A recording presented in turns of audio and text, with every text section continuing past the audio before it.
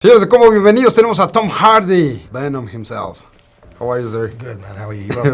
I'm Eddie Brock. I'm a reporter. I always seem to find myself Questioning something the government may not be looking at. The essence of the anti-hero. He knows that there's good things, bad things, but the best thing is the fair things, right? fair things. Yes. I think I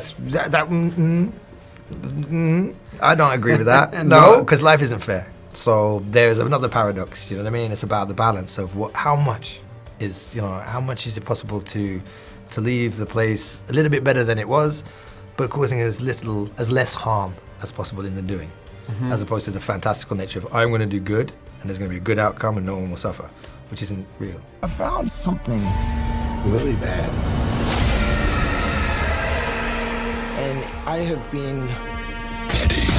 How connect you are with your dark side? The paradox of the human condition, allows me to play and run the gamut between a very large option of, upon my smorgasbord of different characteristics, some of which, may or may not feel right, but have ramifications and consequences.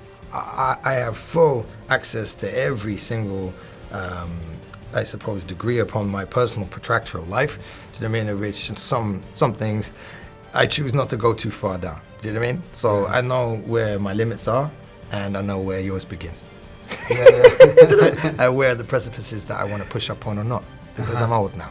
So do you know what I mean? I think I'd like to get older and become wise someday and have grandchildren. So I think I know my dark side well enough to know that, I'm not messing with it. Look around at the world. What do you see? A planet on the brink of collapse. Human beings are disposable. Venom is a complex character, right? Yeah. I think he's a beautifully simple character in the aspect that he's predictably unpredictable. And that's what makes it potentially complex, but actually it's quite simple, in that aspect. He's gonna do whatever he wants to do, whenever he wants to do it. Yeah. And that's very simple. So the fun that you can have with that is great, especially when you put the other half of the story in, which is Eddie Brock, who may not want to do that at this particular time and has to negotiate a larger-than-life creature from another planet out of doing that which he's frightened or perhaps doesn't want to do himself. So there's a great conflict there, but it's not too complex in the pursuit of, but it creates an abundance of choices. But man and symbiote combined. This is a new race, a new species. A higher life form. And there's a lot of a lot of versions of Venom in the comics. What version are we going to watch, and what do you put into this interpretation? The Lethal Protector is an obvious place to start because this is Venom alone. It's Venom alone driven comics. Okay, so we have to jump on that because we don't have Spider-Man, right? Everybody, that's no secret. That doesn't mean we're not campaigning to be in Spider-Man. Do you know what I mean? Or for Spider-Man to come and have a fight, or for me to run around and headbutt Thor and whoever else is in that universe. That's not saying that that's not happening. So loosely we base ourselves upon Venom in the Lethal Protector because he stands alone there, and this is a standalone universe, and it lives and dies, by its individuality.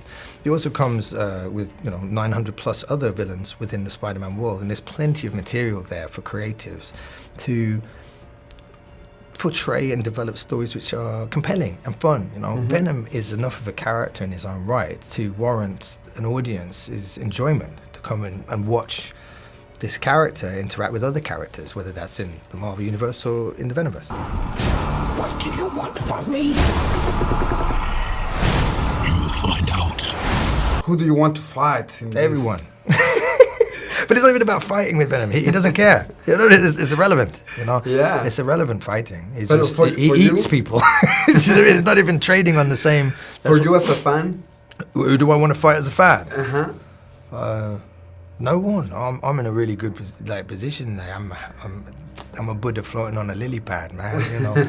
I'm completely invested in Venom and watching him succeed and enjoying him and listening to the fans and the feedback of what they'd like to see with it and what angle we go with it and how we develop it and progress with Venom, because I think actually he's really awesome. I think he stands alone regardless, do you know what I mean? There's lots of people we can play with. There's other worlds that do their own thing that we're not aligned to only by name with Marvel. There's a lot of red tape and all kinds of stuff, but irrelevant in respective to that, Venom on his own, he's an awesome superhero, villain, anti-hero character that's just well worth playing and also the price of admission to go and watch. I think it's a character who people can really get behind and have fun with. And there's no limit to what we can do with him, actually, at this point. I don't want to fight anyone. We cannot just hurt people. Tom, nice to meet you. Pleasure. Thank you. Giant leaps will always come at a cost.